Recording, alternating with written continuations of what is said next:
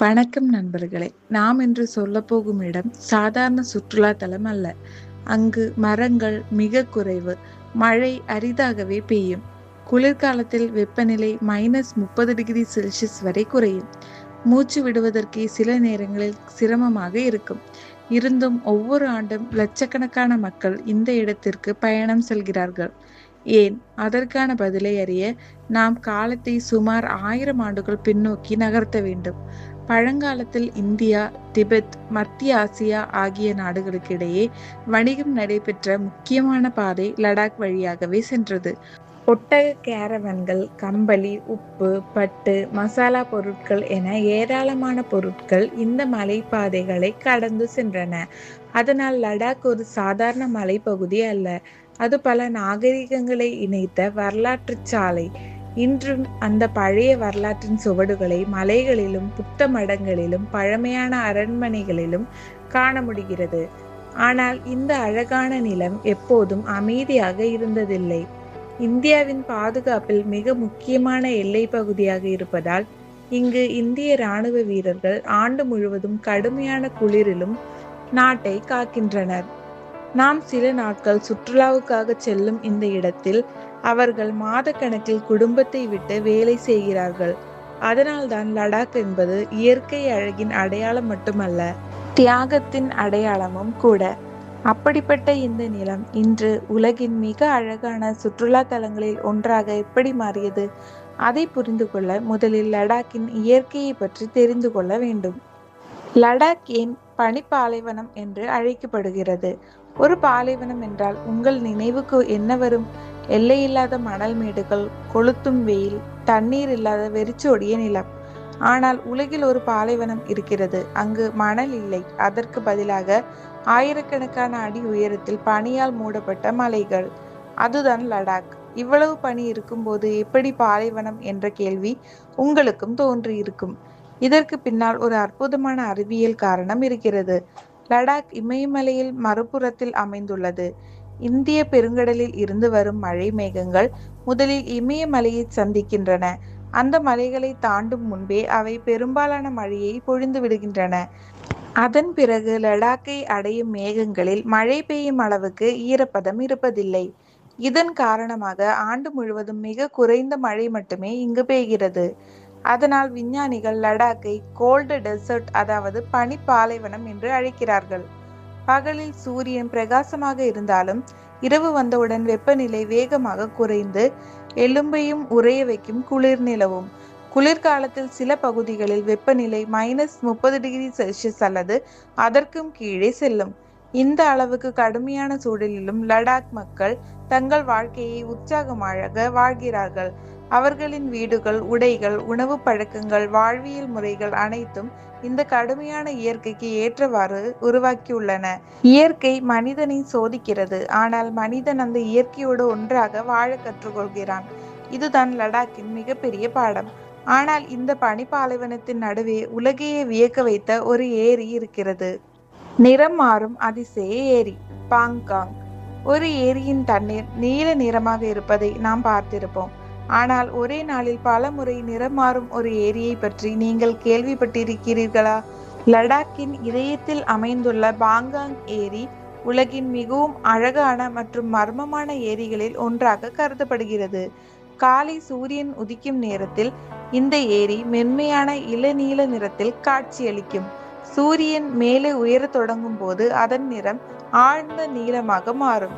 மாலை நேரத்தில் சில இடங்களில் பச்சை கலந்த டர்காய்ஸ் நிறமாகவும், சில நேரங்களில் வெள்ளி போல மின்னியும் தெரியும். இதை முதலாக பார்க்கும் பலர் இது உண்மையா இல்லை கண்களுக்கு மாயையா என்று ஆச்சரியப்படுவார்கள். ஆனால் இதற்கு பின்னால் மந்திரம் எதுவும் இல்லை. சூரிய ஒளியின் கோணம், ஏரியின் ஆழம், தண்ணீரின் தெளிவு மற்றும் சுற்றியுள்ள மலைகளின் பிரதிபலிப்பு ஆகியவை சேர்ந்து இந்த அற்புதமான காட்சியை உருவாக்குகின்றன. இந்த ஏரி சுமார் 134 கிலோமீட்டர் நீளம் கொண்டது. அதில் ஒரு பகுதி மட்டுமே இந்தியாவில் உள்ளது. மீதமுள்ள பெரிய பகுதி சீன கட்டுப்பாட்டில் உள்ளது. அதனால் இந்த ஏரி இயற்கை அதிசயம் மட்டுமல்ல, இந்தியாவின் முக்கிய எல்லை பகுதிகளிலும் ஒன்றாகும். இங்கு பயணம் செய்யும் சுற்றுலா பயணிகள் சில குறிப்பிட்ட பகுதிகளுக்கே அனுமதிக்கப்படுகிறார்கள். ஏனெனில் இது மிகவும் பாதுகாப்பு முக்கியத்துவம் வாய்ந்த பகுதி. இந்த ஏரியை உலகம் முழுவதும் அறிய வைத்தது ஒரு திரைப்படம். 2009ஆம் ஆண்டு வெளியான 3 இடியட்ஸ் திரைப்படத்தில் இறுதி காட்சி இங்கே படமாக்கப்பட்டது. அதன் பிறகு இந்தியா மட்டுமல்லாமல் உலகின் பல நாடுகளிலிருந்தும் சுற்றுலா பயணிகள் பாங்காங் ஏரியை பார்க்க வரத் தொடங்கினார். ஆனால் இந்த ஏரியின் அழகை ரசிப்பது மட்டும் போதாது. இந்த உயரமான பகுதியில் ஆக்சிஜன் குறைவாக இருப்பதால் உடல் அந்த சூழலுக்கு பழக சிறிது நேரம் தேவைப்படும். அதனால்தான் பயணிகள் முதலில் லே நகரில் ஓய்வெடுத்து பின்னர் பாங்காங் ஏரிக்கு செல்லுமாறு மருத்துவர்களும் வழிகாட்டிகளும் பரிந்துரைக்கிறார்கள். இயற்கை இங்கு ஒரு பாடம் கற்பிக்கிறது. அழகை ரசிக்க வேண்டுமென்றால் அதற்கான பொறுமையும் மரியாதையும் இருக்க வேண்டும். ஆனால் பாங்காங் ஏரி மட்டும்தான் லடாக்கின் பெருமை அல்ல. அடுத்ததாக உலகின் மிக உயரமான மலைச்சாலைகளில் ஒன்றில் நாம் பயணம் செய்ய போகிறோம். உலகின் கூரையை நோக்கிய பயணம்.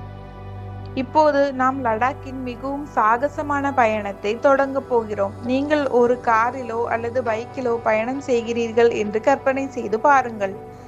சாலை மெதுவாக மேலே ஏறிக்கொண்டே செல்கிறது. ஒரு பக்கம் ஆயிரக்கணக்கான அடி ஆழமான பள்ளத்தாக்கு, மறுபக்கம் வானத்தை தொடும் பனிமலைகள்.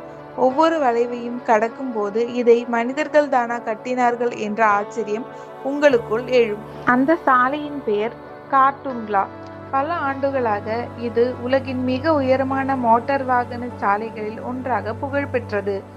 கடல் மட்டத்திலிருந்து சுமார் 5300 மீட்டர் உயரத்தில் அமைந்துள்ள இந்த மலைப்பாதை லே நகரை வடக்கு லடாக்குடன் இணைக்கிறது.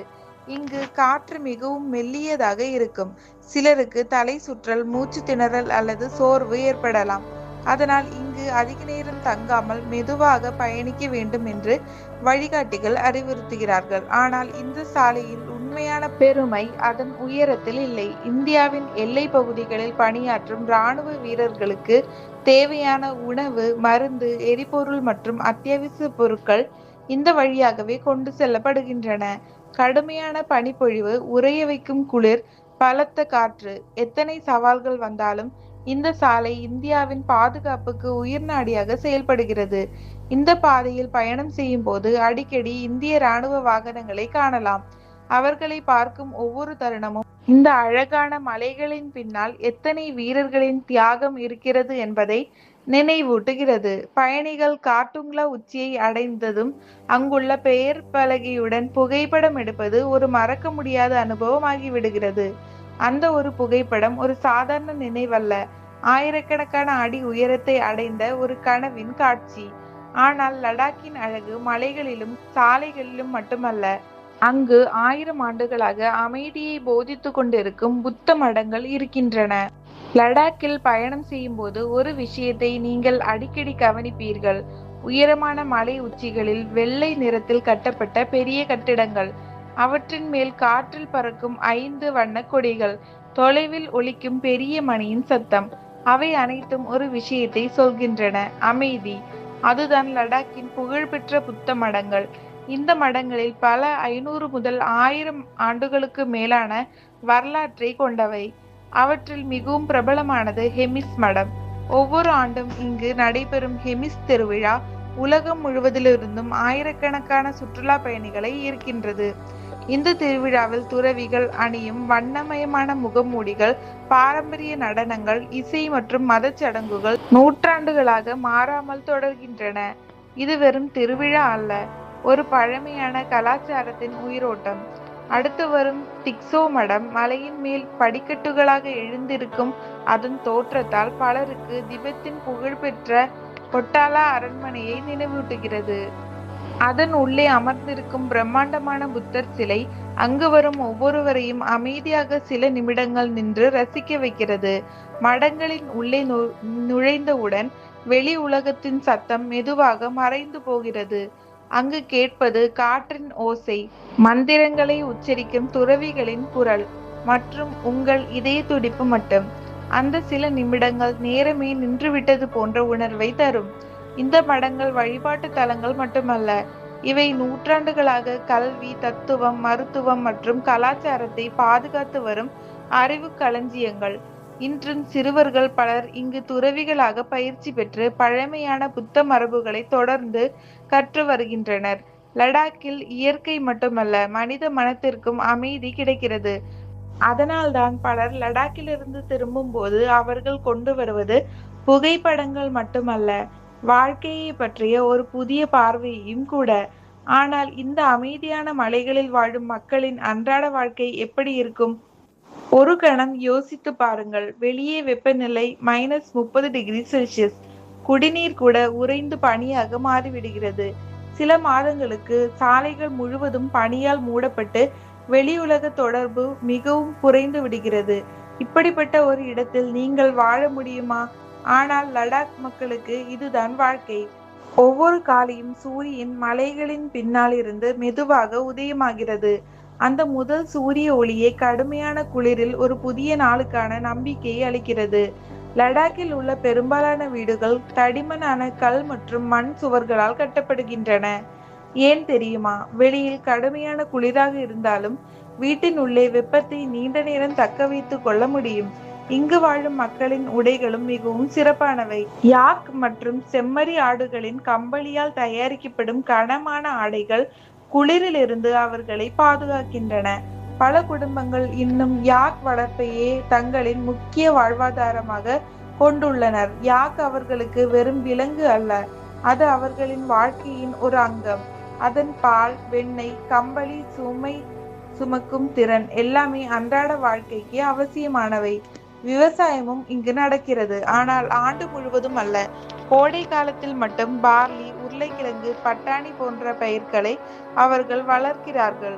குளிர்காலத்திற்கு தேவையான உணவுகளை முன்கூட்டியே சேமித்து வைப்பது அவர்களின் பழக்கம். இயற்கை இங்கு ஒரு விஷயத்தை கற்றுக் கொடுத்துள்ளது: இன்று கிடைப்பதை நாளைக்காக சேமிக்க வேண்டும். அதனால் லடாக் மக்கள் மிகவும் ஒற்றுமையாக வாழ்கிறார்கள். ஒருவருக்கு ஒருவர் உதவுவது, திருவிழாக்களை ஒன்றாக கொண்டாடுவது, கடுமையான குளிரிலும் புன்னகையுடன் வாழ்க்கையை எதிர்கொள்வது, இவை அவர்களின் கலாச்சாரத்தின் அடையாளங்கள். இன்று உலகம் வேகமாக மாறிக்கொண்டிருக்கிறது, ஆனால் லடாக்கில் இன்னும் பல பாரம்பரியங்கள் உயிருடன் வாழ்கின்றன. அதனால்தான் அங்கு செல்லும் பலர், நாங்கள் ஒரு இடத்தை மட்டும் பார்க்கவில்லை, ஒரு வாழ்க்கை முறையை அனுபவித்தோம் என்று சொல்கிறார்கள். ஆனால் லடாக்கின் உண்மையான சாகசம் இன்னும் முடியவில்லை. உறைந்த நதியின் மேல் நடந்து செல்லும் மனிதர்கள், நட்சத்திரங்கள் பூமிக்கே இறங்கி வந்தது போல தோன்றும் இரவுகள். உலகின் மிகவும் ஆபத்தான மற்றும் அழகான சாகசங்களில் சிலவை இங்கேயே நடைபெறுகின்றன. லடாக்கில் குளிர்காலம் தொடங்கும் போது இயற்கை ஒரு அதிசயத்தை நிகழ்த்துகிறது. மலைகளுக்கு நடுவே வேகமாக ஓடும் ஜான்ஸ்கர் நதி மெதுவாக உறைய தொடங்குகிறது. சில வாரங்களில் அந்த நதி முழுவதும் தடிமனான பனியாக மாறிவிடுகிறது. சாதாரணமாக நதி என்றால் அதில் படகு ஓடும்.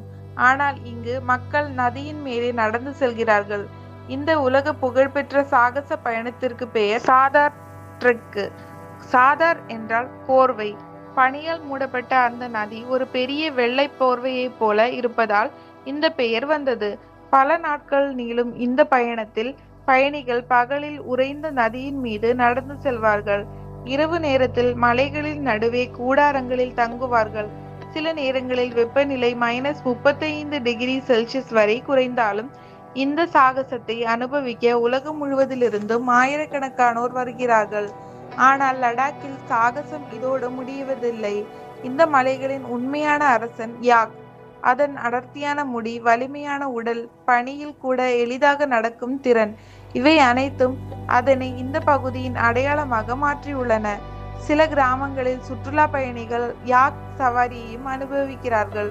ஒரு யாக்கின் மீது மெதுவாக மலைப்பாதையில் பயணம் செய்வது பல நூற்றாண்டுகளுக்கு முன் வாழ்ந்த வணிகர்களின் வாழ்க்கையை உணர்வது போன்ற அனுபவத்தை தரும். ஆனால் லடாக்கின் மிக அழகான காட்சி பகலில் அல்ல, இரவில். சூரியன் மறைந்ததும் வானம் மெதுவாக கடுமையாக மாறுகிறது. நகரங்களில் நாம் பார்க்க முடியாத அளவுக்கு ஆயிரக்கணக்கான நட்சத்திரங்கள் ஒளிரத் தொடங்குகின்றன. சில நேரங்களில் மில்கி வே கூட வெறும் கண்களால் தெளிவாக காணப்படும். அந்த வானத்தை பார்த்து கொண்டிருக்கும் போது நாம் எவ்வளவு சிறியவர்கள் என்பதை இயற்கை அமைதியாக நினைவூட்டுகிறது. அதனால்தான் வானியல் ஆர்வலர்களும் புகைப்பட கலைஞர்களும் லடாக் ஒரு கனவு உலகமாக சொல்கிறார்கள். இங்கு ஒவ்வொரு மலைக்கும் ஒரு கதை இருக்கிறது, ஒவ்வொரு ஏரிக்கும் ஒரு ரகசியம் இருக்கிறது, ஒவ்வொரு இரவும் ஒரு புதிய வானத்தை காட்டுகிறது. அதனால்தான் ஒருமுறை லடாக் சென்றவர்கள் மீண்டும் அங்கே திரும்ப வேண்டும் என்ற ஆசையுடன் வீடு திரும்புகிறார்கள். ஒரு பயணம் சில நேரங்களில் நம்மை ஒரு புதிய இடத்திற்கு மட்டும் அழைத்து செல்லாது, அது நம்மையே புதிதாக அறிமுகப்படுத்தும். லடாக்கின் பயணமும் அப்படித்தான். இந்த வீடியோவின் தொடக்கத்தில் நாம் பார்த்தது பனியால் மூடப்பட்ட மலைகள், நிறம் மாறும் பாங்காங் ஏரி, உலகின் உயரமான மலைச்சாலைகள், 1000 ஆண்டுகள் பழமையான புத்த மடங்கள், உறைந்த நதியின் மீது நடக்கும் மனிதர்கள், கடுமையான குளிரிலும் புன்னகையுடன் வாழும் மக்கள். ஆனால் இந்த எல்லாவற்றையும் விட லடாக் நமக்கு கற்றுத்தரும் மிகப்பெரிய பாடம் ஒன்று இருக்கிறது. இயற்கையை வெல்ல முடியாது, அதனோடு இணைந்து வாழ மட்டுமே முடியும். லடாக் மக்கள் இயற்கையுடன் போராடவில்லை, அதை புரிந்து கொண்டார்கள். அதற்கு ஏற்றவாறு தங்கள் வாழ்க்கையை மாற்றிக்கொண்டார்கள். அதனால்தான் உலகின் மிகவும் கடினமான சூழலிலும் அவர்கள் மகிழ்ச்சியாக வாழ்கின்றனர். நாம் வாழும் நகரங்களில் சிறிய பிரச்சனைகளுக்கு கூட சில நேரங்களில் கவலைப்படுகிறோம். ஆனால் ஆக்சிஜன் குறைவாக இருக்கும் மலைகளில், உறைய வைக்கும் குளிரில், பல மாதங்கள் உலகத்திலிருந்து தனிமைப்படுத்தப்பட்ட நிலையிலும் புன்னகையுடன் வாழும் மக்களை பார்க்கும்போது வாழ்க்கையை பற்றிய நம் பார்வையே மாறிவிடுகிறது. அதனால்தான் லடாக் ஒரு சுற்றுலா தலம் மட்டுமல்ல, அது ஒரு அனுபவம், ஒரு பாடம், ஒரு உணர்வு. ஒரு முறை லடாக் சென்றவர்கள் அங்கிருந்து புகைப்படங்களை மட்டும் எடுத்து கொண்டு வருவதில்லை. அவர்கள் கொண்டு வருவது இயற்கையின் மீது ஒரு புதிய மரியாதை, வாழ்க்கையின் மீது ஒரு புதிய நம்பிக்கை, மனதில் என்றும் அழியாத நினைவுகள். ஒரு நாள் உங்களுக்கு வாய்ப்பு கிடைத்தால் இந்த அற்புதமான மலை உலகத்தை கண்டிப்பாக பாருங்கள். அங்கு நின்று பனிக்காற்றை சுவாசிக்கும் அந்த ஒரு நிமிடம் வார்த்தைகளால் விவரிக்க முடியாத அனுபவமாக இருக்கும். இந்த வீடியோ உங்களுக்கு பிடித்திருந்தால் லைக் செய்யுங்கள், உங்கள் நண்பர்களுடன் குடும்பத்தினருடன் பகிருங்கள். இது போன்ற சுவாரஸ்யமான கதைகளை தெரிந்து கொள்ள எங்கள் சேனலை சப்ஸ்கிரைப் செய்ய மறக்காதீர்கள். நாம் அடுத்த வீடியோவில் இந்தியாவின் இன்னொரு அற்புதமான மறைக்கப்பட்ட கதையுடன் மீண்டும் சந்திப்போம். அதுவரை நன்றி, வணக்கம்.